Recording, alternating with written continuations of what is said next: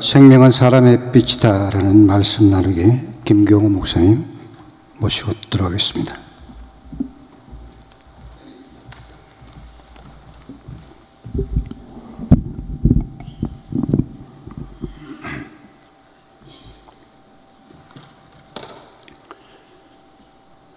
생명은 삶의 출발점이자 모든 생명들이 존재하기 위해서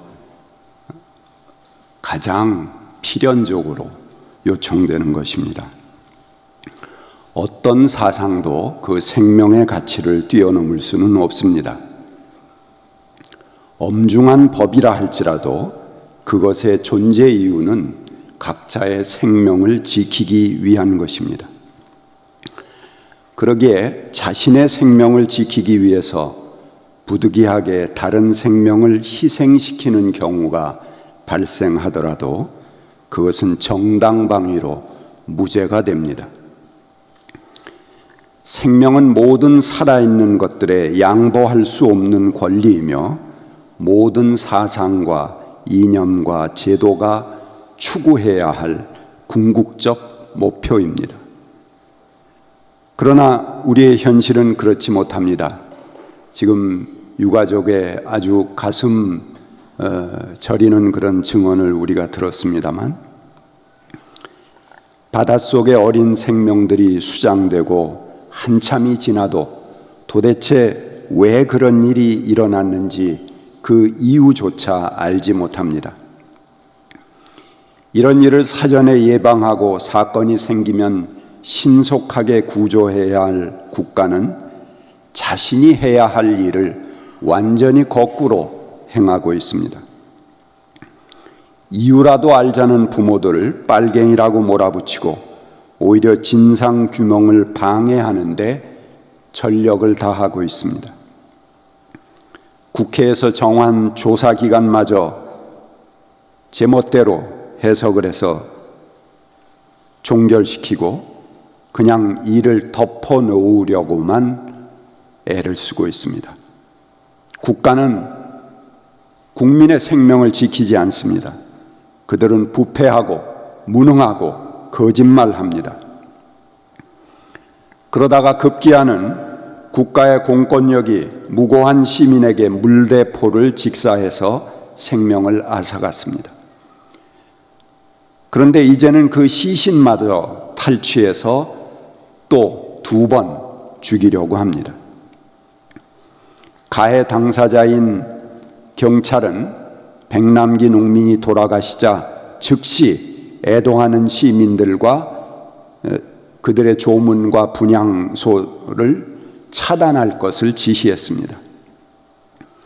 분향소를 차리는 것은 불법 집회에 해당하니 그럴 만한 장소를 선점하라.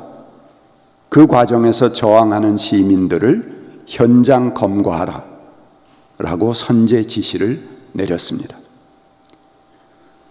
국민을 때려잡는 일에는 이렇게 신속할 수가 없습니다.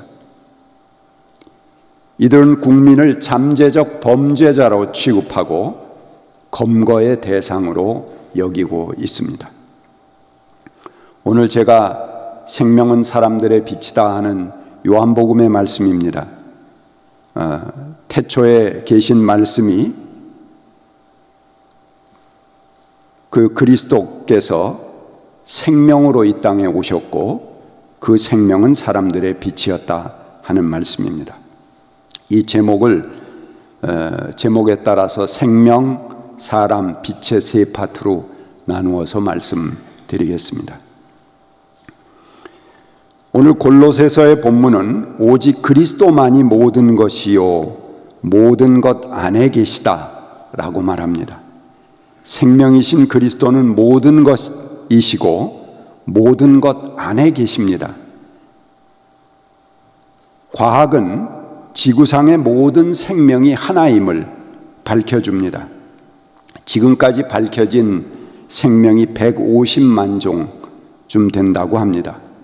그런데 놀라웠게도 이 생명의 구성은 동일합니다. 단순한 종에서 복잡한 종까지 단세포 생물에서 인간에 이르기까지, 식물에서 동물에 이르기까지 이 모든 생명체를 구성하는 핵심은 동일합니다. 생명을 만들어내는 그 핵심은 DNA라고 합니다. 여러분이 우리 학생 때 공부를 했던 아데닌, 티민, 시토신, 구아닌 이 네 종류의 염기로 구성되어 있습니다. 이것이 모든 생명의 기본 요소입니다. 이 염기들은 각각 다른 조합으로 구성돼서 다양한 생명체로 나타납니다. 이 네 종류의 유전자들이 생명이 성장하고 환경을 감지하고 움직이고 소화하고 번식하는 각각의 방법을 결정합니다. 그 안에 자신들이 발전하고 생성해온 모든 역사의 생명의 기록을 그 DNA 속에 간직하고 기록하고 그 기록대로 세포들을 복제해냅니다. 그렇게 보면 떡갈나무와 우리는 먼 친척입니다. 나비, 늑대, 버섯, 상어 전혀 다른 생명체들입니다. 그렇지만 이 생명체들의 핵심이 동일하다는 것입니다. 이것은 종이 분화되기 전에 생명이 오랫동안 원시 바다에 머물면서 발달시킨 생명 복제 시스템이 모든 종에게 적용되기 때문입니다. 인간의 생명도 지구 생명체의 모든 진화 과정을 거쳐서 존재합니다. 최초의 수정란은 단세포 생물입니다. 그것이 세포 분열을 통해 다세포가 되고 각 기관이 생겨납니다. 뱃속에서 아가는 어머니의 양수 안에서 어류의 생태계를 거쳐서 출생합니다. 짧은 기간이지만 생명이 진화해온 수십억 년의 과정을 압축하여 경험하고야 세상에 태어나는 것입니다. 그런데 이 생명체들이 진화해온 어떤 방향이 있을까요? 진화학자들은 진화에 있어서 정해진 방향은 없다고 말합니다. 생명은 자기 생존을 위해서 가장 적합한 조건을 만들 뿐이라고 이야기합니다. 그럼에도 불구하고 생명의 역사를 보면 서로를 돌보고 양육하는 것이 가장 생존에 유리한 조건이 되어서 점점 그런 방향으로 진화가 이루어졌다는 것을 볼 수가 있습니다. 우리 인간의 뇌는 파충류의 뇌도 있고 포유류의 뇌도 있고 대뇌피질이라는 고등한 뇌도 있습니다. 그런데 처음에 뇌의 줄기에서 나온 것은 이 파충류의 뇌인데요. 파충류의 뇌는 저것을 내가 공격할 것인가 아니면 도망갈 것인가 이것을 파악하는 아주 간단한 뇌입니다. 중생대를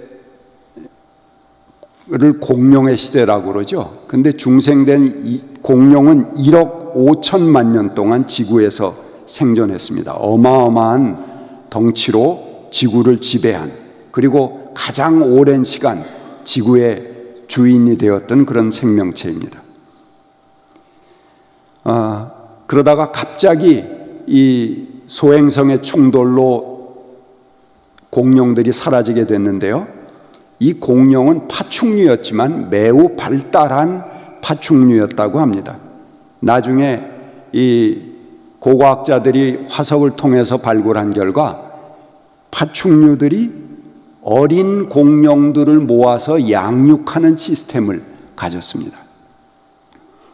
그렇게 하니까 성인 파충류 공룡들은 자유롭게 먹이를 구할 시간을 가졌고 어린 생명체들은 양육으로 보호받고 그 개체를 아주 효과적으로 유지해 나갈 수 있어서 지구의 주인이 되었다고 합니다.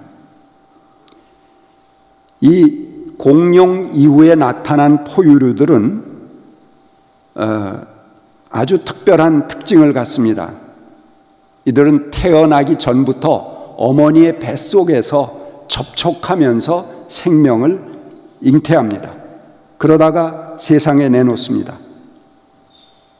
어미와의 유착관계는 그 생명이 시작하는 본질입니다. 그래서 이들은 돌봄과 양육을 특징으로 합니다. 쥐를 가지고 실험을 했는데요. 쥐의 한 무리는 귀여워해 줍니다. 매일 쓰다듬어주고 착하다 그러고 해주고, 한 무리는 격리해서 아무도 돌보지 않습니다. 그런데 귀여움을 받은 쥐는 매우 조용하고 보다 침착하고 문제 해결에 있어서는 재빠릅니다. 이들은 활발하고 새로운 환경이 발생하면은 그걸 탐색해 보려고 노력합니다. 그런데 아무런 관심도 기울이지 않은 쥐들은 바로 새로운 일들이 벌어지면 거기에서 물러나고, 그리고 의기소침해지고 아주 단명하는 것을 보았습니다. 원숭이도 한쪽에는 모피를 깔아주고 한쪽에는 젖병을 매달아 놓습니다. 그러면 이 원숭이가 모피를 깔아놓은 쪽에 항상 부비면서 새끼 원숭이가 머뭅니다. 그러다 정 배가 고파지면 가서 젖병을 빨고 온다고 합니다. 이 포유류의 특징은 접촉입니다. 돌봄입니다. 양육입니다. 서로를 관심을 가지고 부딪히는 것입니다. 접촉 자극은 포유류에 있어서 건강한 발달과 생존을 위해서 필수적입니다. 그런데 사람의 특징은 무엇입니까? 돌봄과 양육이라는 것은 인간에게 있어서는 보다 더 절실한 특징이 됩니다. 침팬지는 3년이면 성장을 완료합니다. 그러나 인간의 뇌는 완전히 성장하려면 20년 가까이 걸립니다. 그래서 인간은 아주 불완전한 상태로 태어납니다. 짐승들은 뱃속에서 새끼를 툭 내자마자 사슴이 뚝 땅에 떨어져서 한번 비쩍비쩍 한 다음에 바로 뛰어가지 않습니까? 그런데 인간은 태어나서 혼자 두 발로 일어서면 따로따로 했다고 그러고 주변에서 박수 쳐주는데 1년이 걸립니다. 그래서 20년 가까이 성장해야지만 완전한 성인이 됩니다. 인간은 불완전하게 태어나지만 그 부족한 것을 사회적인 관계망을 통해서 배우면서 완성합니다. 그것이 인간을 사회적 존재라고 부르는 이유입니다. 19세기 유럽의 고아원에서 1살 이내의 영아 사망률이 90%를 넘었다고 합니다.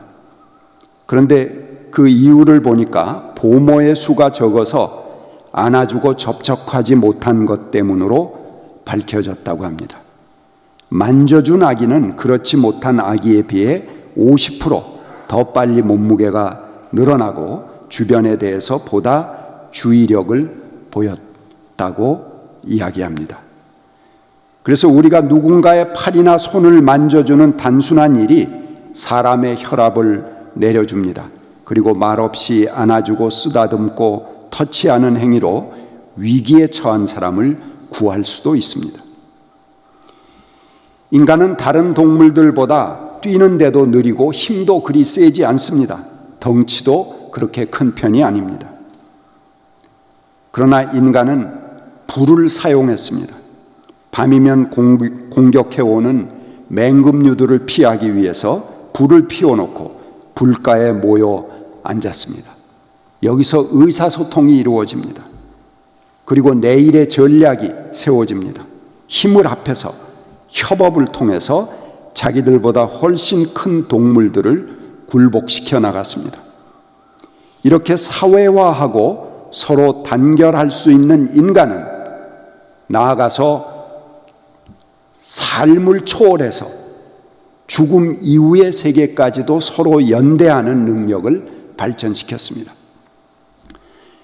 초기 인류인 네안데르탈인과 하이델베르크인, 이 전부 호모 속에 속하는 사람들입니다. 아직 현생 인류가 나오기 전에 그런 인류들입니다. 그런데 그들에서 아주 특별한 특징이 나타났습니다.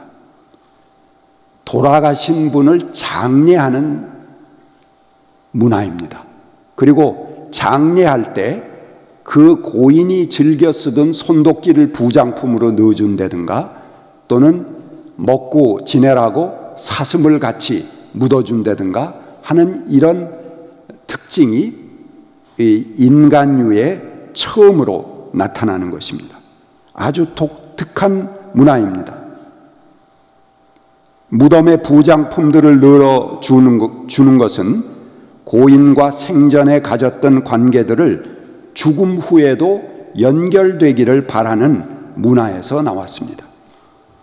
죽음 이후를 생각하고 이를 삶의 연장으로 생각하는 것은 인간에게만 나타나는 독특한 문화입니다.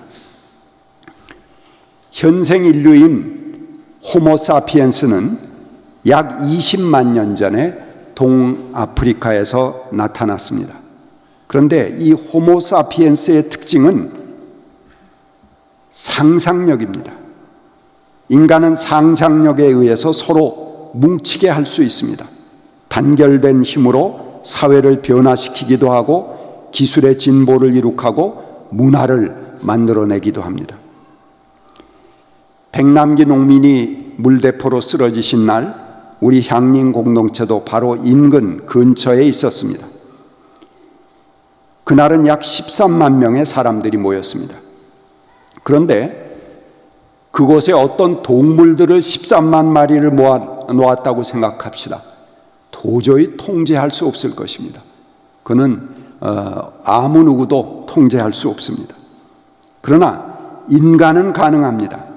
사람은 인권, 정의, 평화라는 추상적인 목표를 가지고 모이기도 하고 흩어지기도 하면서 자신들의 목표를 발전시켜 나갑니다. 그리고 이런 협력이 가능한 것은 인간이 가지는 상상력에 있습니다. 그래서 인간은 국가, 화폐, 인권, 정의, 평화 이런 상상 속에 내재된 가치들을 믿을 수 있는 능력을 가지고 있습니다. 그리고 그 가치를 구현하는 질서를 만들고 사회를 구성할 수 있는 힘이 있습니다.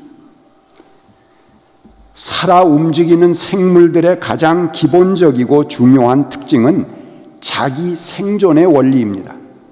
그러나 인간이 가진 추상력은, 이 상상력은 그에 반하는 일도 할 수 있습니다. 문화의 꽃을 피우게 된 원동력입니다. 오늘 시편 51편의 본문은 주님은 재물을 반기지 않으시며 내가 번제를 드려도 기뻐하지 않으십니다 라고 말합니다. 그런데 하나님께서 원하시는 재물은 우리들의 상한 심령, 찢어진 마음이라는 것입니다. 그 짓밟혀진 심령을 하나님께서는 멸시하지 않으신다고 합니다. 우리가 귀한 것을 드려도 하나님께 아무런 도움이 되는 것이 아닐 것입니다. 그렇지만 하나님께서는 우리들의 짓밟힌 심령, 상한 마음, 공동번역은 찢어지고 터진 마음이라고 번역했습니다. 그것을 사랑하신다고 합니다. 이런 하나님의 마음이 바로 우주를 이끌어가는 섭리의 방향이고 인간이 나아갈 방향입니다. 마지막으로 빛에 대해서 말씀드리겠습니다. 태초에 어둠이 있었습니다. 그 가운데 하나님께서 빛이 있어라 이렇게 첫째 날 선언하시니까 빛이 생겼습니다. 여러분, 빛은 무엇입니까? 빛의 특징은 상호작용하는 데 있습니다. 소통하는 것입니다. 현대 물리학은 빛의 학문입니다. 우리가 볼 수 있는 모든 우주는 이 빛들이 상호작용해서 엉켜서 생긴 빛의 산물들입니다.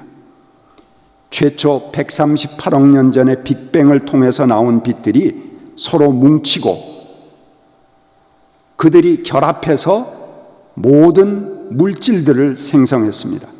그래서 지구도 만들고 이 우주를 형성한 것입니다. 우리 몸도 빛입니다. 우리 몸을 이루고 있는 모든 원소들은 빛이 뭉쳐서 이루어지는 빛의 화합물입니다. 우리가 매 시간 호흡하는 공기도 빛의 덩어리이고 매일 우리가 섭취하는 음식물들도 빛이 빚어 만든 채소고 곡식이고 과일입니다. 그래서 우리는 빛의 아들이고 빛의 딸들입니다. 이런 것이 가능한 것은 서로 빛이 뭉치고 분열하고 상호작용을 하기 때문에 가능한 것입니다. 반면에 우주에는 전혀 다른 물질, 빛에 상호 반응하지 않는, 서로 상호작용하지 않는 물질, 빛이 아니기에 자신을 드러내지도 않는 그런 암흑물질과 암흑에너지도 있습니다. 그것이 우주의 95%를 차지합니다. 그러나 이 5%의 빛이 움직이기 때문에 지금 우리 보이는 모든 우주 만물이 가능하고 현존할 수 있는 것입니다. 과학을 아는 사람들은 단지 그 과정을 들여다볼 뿐입니다. 단지 기계적인 구성이나 과정을 밝혀줄 뿐입니다. 거기에는 생명이 왜 시작되었는지, 앞으로 어디로 가야 하는지 그 방향이 없습니다. 그러나 하나님의 말씀은 오늘 우리들에게 분명한 방향을 제시해 줍니다. 그것은 생명은 사람들의 빛이라 라고 하십니다. 우리의 생명은 빛이 될 때라야지만 생명의 가치가 있는 것입니다. 우리의 생명이 이 지구상에 나타났다가 사라지는 과정에 빛으로 역할하도록 하나님께서 우리들을 덧입혀 주셨습니다. 그 말씀으로 인해서 우리는 비로소 의미를 갖고 삶의 방향을 찾게 되는 것입니다. 우리가 하나님의 뜻을 덧입고 그분께서 기뻐하시는 방향으로 나아가는 과정이 바로 우리의 본질인 빛을 드러나게 하는 것이고, 그것이 교회와 신학이 가지는 임무이기도 합니다. 우리의 현실을 보면 매우 속이 터지고 답답합니다. 우리는 날이 새면 또 터지는 생명에 대한, 인권에 대한 배신들을 접하게 됩니다. 지금 많이 흔들리지만 하나님께서 우리들을 큰 방향으로 이끌어 주실 것을 우리들은 믿습니다. 그렇게 발전해 온 것이 생명의 방향이었습니다. 지금 우리가 겪는 혼란은 한국 동란이라는 아수라장이 만들어낸 기현상입니다. 모든 인간의 존엄과 상식이 무너지고 무슨 수를 쓰든지 살아남아야 하는 극한 상황이 빚어낸 어긋난 심성이 우리들이 나아갈 방향을 흔들어 놓았기 때문에 나타나는 일시적 현상이라고 저는 위로하고 싶습니다. 하나님께서 이제 큰 방향을 잡아 주실 것입니다. 비치면서도 빛으로 살지 못하게 하는 마음의 어두운 그림자들을 치유해 주실 것입니다. 오직 담대한 마음으로 빛으로 나아가십시오. 우리 향림 공동체가 그 뜻이 이루어지는 세상을 향해 절망하지 말고 함께 힘 모아서 앞으로 나아갑시다. 침묵으로 기도하겠습니다.